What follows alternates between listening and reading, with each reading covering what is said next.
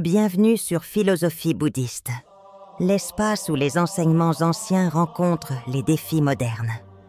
Ici, nous explorons la sagesse du Bouddha pour cultiver la paix intérieure, la compassion et l'épanouissement.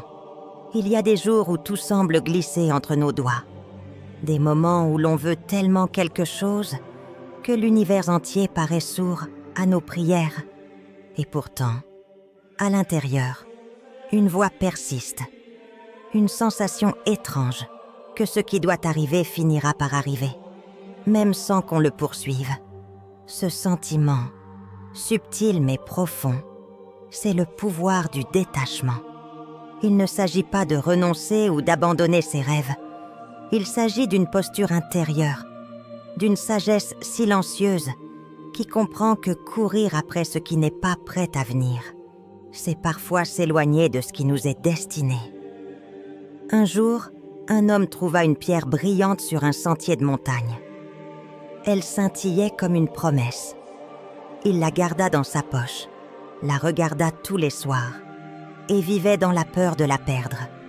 Sa joie dépendait de sa présence. Un matin, il la sortit, mais ses mains étaient engourdies par le froid. Et elle glissa. Elle roula entre les rochers. Il la chercha des heures, en vain. Ce n'est que plusieurs mois plus tard, en s'asseyant près de cette même montagne, le cœur apaisé, qu'il remarqua une lumière dorée au bord du sentier. Une autre pierre, plus grande, plus belle. Elle avait toujours été là, mais il n'aurait jamais pu la voir tant qu'il regardait ailleurs. Nous ne perdons jamais ce qui est réellement destiné pour nous. Nous le retardons parfois. Nous le forçons, le déformons, jusqu'à ce qu'il ne nous reconnaisse plus. Le détachement, c'est l'art de permettre à la vie de circuler. Comme l'eau qui trouve toujours son chemin, nous n'avons pas besoin de pousser contre le courant pour atteindre ce qui nous revient. Mais cette posture demande du courage, car elle nous confronte à notre vide. À cette question, si je ne cours plus après rien, qui suis-je? Et c'est précisément dans ce silence intérieur que naît la réponse. Lorsque l'on cesse de s'agripper à ce que l'on veut, on commence à recevoir ce dont on a vraiment besoin. Ce n'est pas une faiblesse, c'est une puissance tranquille. C'est une confiance qui se cultive avec lenteur.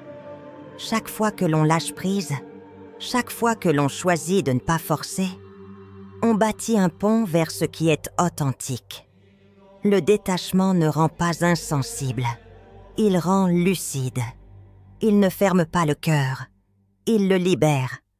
Un matin de vent sec, une feuille est tombée d'un arbre sans bruit. Elle n'a pas protesté, elle n'a pas crié.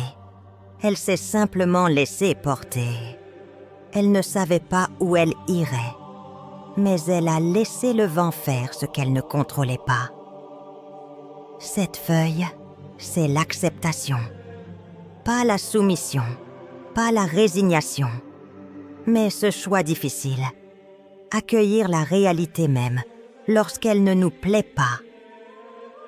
Il est étrange de constater à quel point nous passons notre vie à résister, à vouloir que ce soit autrement, à penser que ça ne devrait pas se passer ainsi, à juger ce qui est déjà là. Et plus on résiste, plus la douleur s'ancre, comme un nœud qu'on tire dans le mauvais sens. Accepter ne signifie pas aimer ce qui est dur. Cela signifie seulement arrêter de nier que c'est en train de se produire. C'est reconnaître la pluie, même si on préférerait le soleil.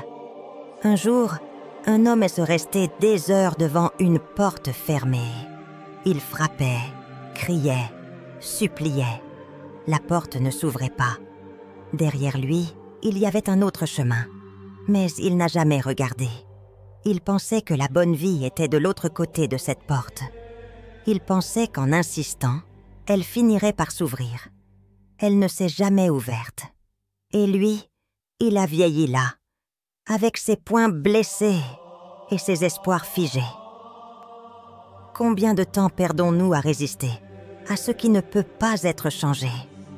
Combien d'énergie engloutie à espérer un scénario qui ne reviendra jamais?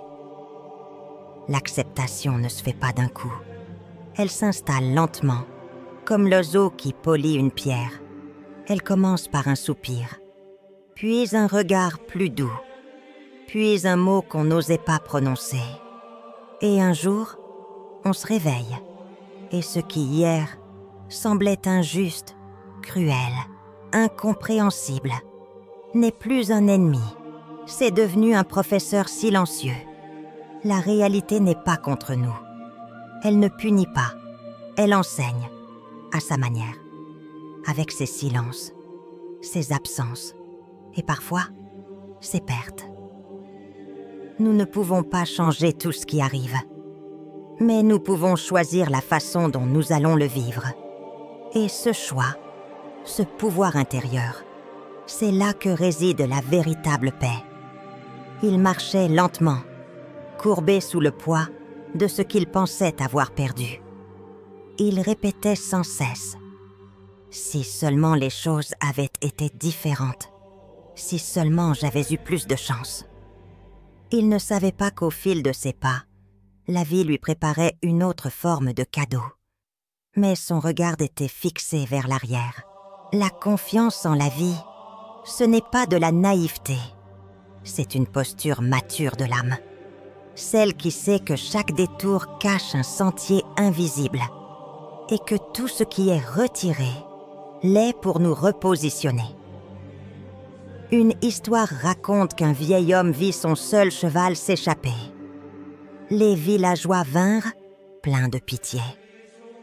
Il répondit « Chance ou malchance, qui peut le dire ?» Le cheval revint quelques jours plus tard, accompagné de 3 autres. Puis son fils, en essayant de les monter, se brisa la jambe. Encore une fois, on parla de malchance. Mais la guerre éclata et tous les jeunes furent enrôlés, sauf le sien. Ce récit ancien nous murmure une vérité éternelle. Ce que nous jugeons sur l'instant n'est jamais le tableau complet. Il y a des fils invisibles qui tissent nos vies, bien au-delà de ce que nous pouvons comprendre. Combien de fois ce qui semblait être une fin s'est révélé être un commencement?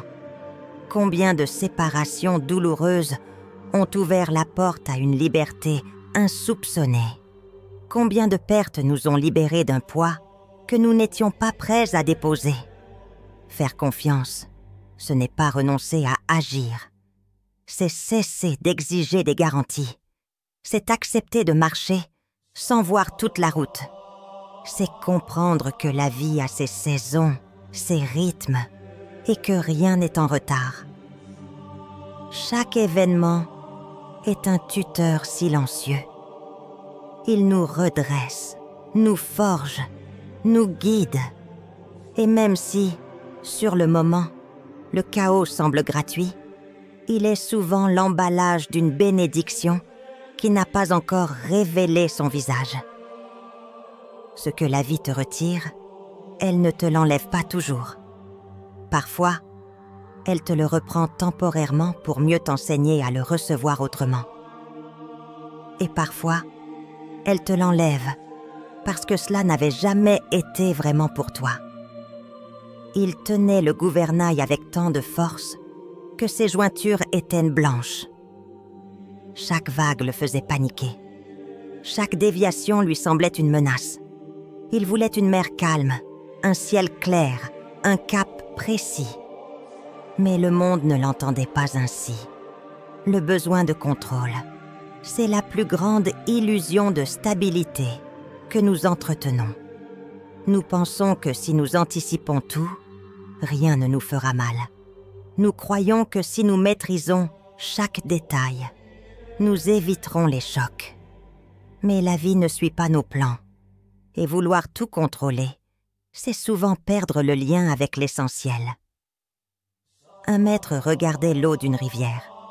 Il dit « Vois-tu comme elle s'adapte ? Elle ne conteste pas la pierre. Elle la contourne. Elle ne force pas son chemin. Elle se ferait un passage. C'est là l'art de vivre. Ne pas vouloir plier le monde à notre volonté, mais épouser sa forme, trouver dans le mouvement notre direction. Il y a une sagesse profonde dans l'acte de lâcher prise. Ce n'est pas un échec, c'est une confiance active.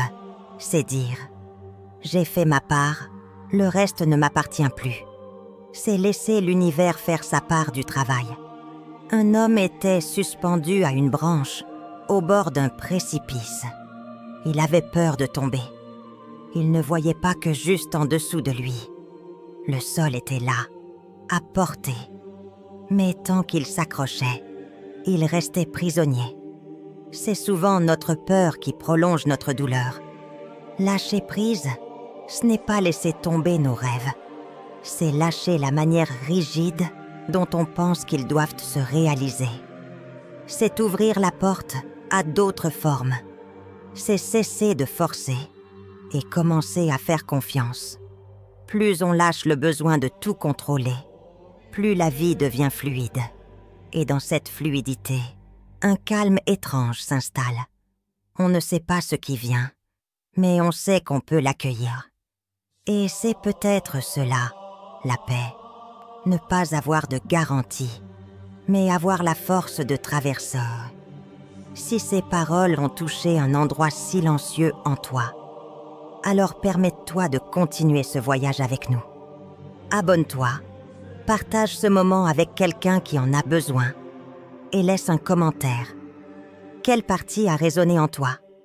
Ta voix peut éclairer un autre. Ce chemin, nous le marchons ensemble. Il était assis dans le silence, mais à l'intérieur, tout criait. Ses pensées couraient dans toutes les directions, comme des enfants effrayés dans une tempête. Il tentait de se concentrer, de se calmer, mais plus il essayait, plus l'agitation augmentait. C'est alors qu'un vieil homme s'approcha et posa un verre d'eau boueuse devant lui. Sans un mot, il le secoua, puis il attendit, et lentement, les particules de terre tombèrent. L'eau redevint claire. « Voici ton esprit, » dit-il. Il n'a pas besoin de contrôle, seulement de repos. Nous passons nos journées à interagir, courir, répondre, chercher. Nos cerveaux sont envahis par un bruit constant, un tourbillon de notifications, d'obligations, d'attentes. Et dans ce chaos, nous cherchons désespérément un instant de clarté. Mais la clarté ne se fabrique pas, elle se révèle. Lorsqu'on s'arrête, la méditation n'est pas un luxe. Ce n'est pas une habitude réservée aux sages ou aux moines. C'est un retour vers cet espace en nous qui ne juge pas, qui ne pense pas, qui ne veut rien. Juste être. As-tu déjà observé ta respiration? Juste cela, l'air qui entre, l'air qui sort. Rien à modifier, rien à forcer. En quelques instants, tu découvres un rythme qui n'a jamais cessé, mais que tu n'as jamais pris le temps d'honorer. Ce souffle t'a accompagné depuis le tout début. Et pourtant, nous le négligeons. La méditation ne te rend pas meilleur. Elle ne t'éloigne pas du monde. Elle te rend plus présente à lui. Elle te montre, jour après jour, que tes pensées ne sont pas toi, qu'elles passent comme des nuages dans un ciel vaste, et que tu es ce ciel. Chaque fois que tu reviens à l'instant, tu diminues le pouvoir de l'inquiétude. L'anxiété ne peut survivre dans le présent. Elle se nourrit du futur, des scénarios. Le passé, lui, se dissipe dans la lumière de l'attention. Et c'est là, dans cette simplicité, que tu retrouves ta paix. Tu peux méditer en silence, en marchant, en respirant. Ce n'est pas une posture, c'est une présence, une façon de regarder les choses, une manière d'être avec soi, sans fuir. Un exercice simple. Ferme les yeux. Ressens ton corps. là où il touche le sol. Prends conscience de chaque point de contact. Puis, concentre-toi sur une seule chose, l'air qui entre par ton nez. Et chaque fois que ton esprit s'échappe, ramène-le doucement, sans jugement. Ce n'est pas grave de perdre le fil. Ce qui compte, c'est de revenir. Encore et encore. Ce retour est une victoire. C'est un entraînement doux, mais profond. Et plus tu pratiques, plus tu remarques que tu ne réagis plus comme avant. Tu observes sans être englouti. Tu sens sans être dominé. Avec le temps, la méditation devient un refuge. Pas un endroit pour fuir, mais un espace pour te retrouver. Elle devient une hygiène mentale, un soin invisible mais essentiel. Et puis il y a la gratitude. Méditer sur ce que tu as déjà, sur ces choses que tu ne vois plus. Le toit au-dessus de ta tête, une respiration sans douleur, une voix, une main. Ces choses simples qui, vues avec présence, deviennent sacrées, ou encore cette pratique douce du lâcher-prise. Visualiser ce que tu tiens encore, ces poids, ces peurs, et les relâcher, doucement, à chaque expiration. Pas pour les oublier, mais pour les déposer un moment. Méditer, ce n'est pas faire le vide, c'est faire de la place. De la place pour toi, pour ta vérité, pour ta lumière. Il criait dans le désert de ses regrets, seul avec lui-même. Les larmes coulaient, non pas à cause d'un autre, mais à cause de sa propre voix intérieure. Cette voix dure, implacable, qui répétait ses fautes. Il se tenait là, avec son passé comme une chaîne. Et un vieux moine, le regardant, lui dit: « Si tu frappes une fleur parce qu'elle a fané, tu ne l'aides pas à fleurir. Tu la détruis. » Combien sommes-nous à vivre ainsi? À nous punir pour chaque erreur? À revisiter sans cesse les mêmes scènes, les mêmes fautes, espérant, sans l'admettre, qu'à force de souffrir, nous nous purifierons? Mais la douleur ne guérit pas. Seul l'amour le fait. Et ce que nous avons le plus de mal à offrir, c'est à nous-mêmes. La compassion, ce n'est pas l'excuse. Ce n'est pas ignorer ce qui doit être transformé. C'est la fondation à partir de laquelle le changement devient possible. Un arbre ne pousse pas mieux sous les coups. Il s'élève lorsqu'on l'arrose. Combien de fois as-tu dit à quelqu'un « Ce n'est rien, tu feras mieux la prochaine fois », tout en te refusant cette même tendresse? Nous vivons souvent avec 2 poids, 2 mesures, tolérants envers le monde, cruels envers nous. Être bon avec soi, c'est un acte de courage, car cela signifie affronter ce que l'on a fait et se dire « J'ai mal agi, mais je ne suis pas ce geste. Je suis bien plus vaste que cette erreur. » Une pratique ancienne, appelée Metta Bhavana, propose de se répéter des phrases de bienveillance, lentement, jusqu'à les ressentir. Que je sois en sécurité, que je sois libre de la souffrance, que je sois en paix. Au début, cela semble faux, même ridicule. Mais peu à peu, l'armure tombe et quelque chose de tendre renaît. Il est essentiel de se rappeler que chacun fait de son mieux avec ce qu'il sait, ce qu'il est, à ce moment-là. Même toi, même lorsque tu savais mieux, parce que le savoir ne suffit pas. Il faut du courage. Et parfois, ce courage manque. Pardonne-toi de ne pas avoir été prêt. Pardonne-toi de ne pas avoir vu. Pardonne-toi d'avoir agi par peur, par ignorance. Ce n'est pas une trahison envers la justice. C'est une fidélité envers ta croissance. Et puis il y a les autres, ceux qui nous ont blessés, qui ont menti, trahi, fait mal. Il ne s'agit pas de justifier, mais de comprendre que leur douleur a débordé sur nous, que leur ignorance les a poussés à frapper, et que nous n'avons pas à porter leur fardeau plus longtemps. Il y a une image puissante, celle du charbon ardent que l'on garde pour le lancer sur l'autre. Mais plus on le tient, plus il nous brûle. Le pardon, ce n'est pas pour l'autre, c'est pour nous, pour cesser de porter ce qui nous épuise. La compassion ne signifie pas que tout est acceptable. Elle signifie que tout peut être regardé avec un cœur ouvert. Et c'est là que réside notre plus grande force. Le sentier n'est pas fait pour être compris. Il est fait pour être marché. Et dans chaque pas, l'enseignement se révèle. Lentement, silencieusement. Il est inutile de lire des volumes entiers si chaque matin, au premier défi, on revient aux anciens réflexes. La transformation n'est pas une révolution soudaine. C'est un glissement, une lente réorientation du regard. Alors, comment vit-on réellement ces enseignements au quotidien? Pas en récitant des mantras, mais en écoutant la vie. Le matin, au réveil, prends un distinct temps, respire. Avant de courir vers ton téléphone, ressens ton corps, honore ton souffle. Souviens-toi, tu es vivant. Tu as une journée devant toi, pas une obligation, mais une possibilité. Dans tes relations, remplace l'attente par la présence. N'attends pas qu'on te comprenne. Offre l'écoute. Ne cherche pas à convaincre. Sois clair.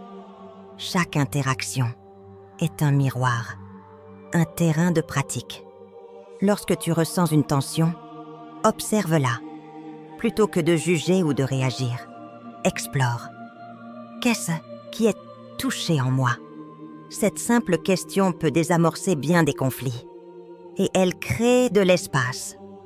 Quand tu vises une contrariété, souviens-toi, ce n'est pas l'événement qui crée ta souffrance, mais ta résistance à celui-ci. Respire, accueille, puis agis si nécessaire, mais sans drame. Dans les bons moments, ne t'y accroche pas. Savoure-les, remercie-les et laisse-les partir. C'est ainsi qu'ils laissent une empreinte lumineuse au lieu d'une nostalgie douloureuse. Le soir, avant de dormir, fais un retour. Non pas pour te juger, mais pour voir. Qu'est-ce que j'ai appris aujourd'hui? Où ai-je réagi? Où ai-je aimé? Ce regard honnête t'aligne. Pratique la patience. La transformation n'est pas linéaire. Certains jours, tu oublieras tout. Et c'est normal. Ce qui compte, c'est de revenir. Encore, toujours. Ne cherche pas l'illumination. Cherche la sincérité, la cohérence, l'authenticité. Laisse-toi surprendre. La vie t'enseignera bien plus que tous les maîtres, si tu la laisses faire. Sois attentif à ces signes. Ils sont partout. Et surtout, sois doux avec toi-même. La vraie sagesse n'a pas d'arrogance. Elle est simple, présente et tendre. Ce voyage ne s'arrête pas ici. Il commence en toi. Si ce que tu as entendu a réveillé quelque chose, ne laisse pas ce feu s'éteindre. Prends soin de cette flamme. Partage-la. Nourris-la. Abonne-toi pour continuer à explorer cette sagesse ensemble. Commente ce que tu retiens, ce que tu vis, ce que tu ressens. Et surtout, reste. Ici, maintenant. C'est là que tout commence.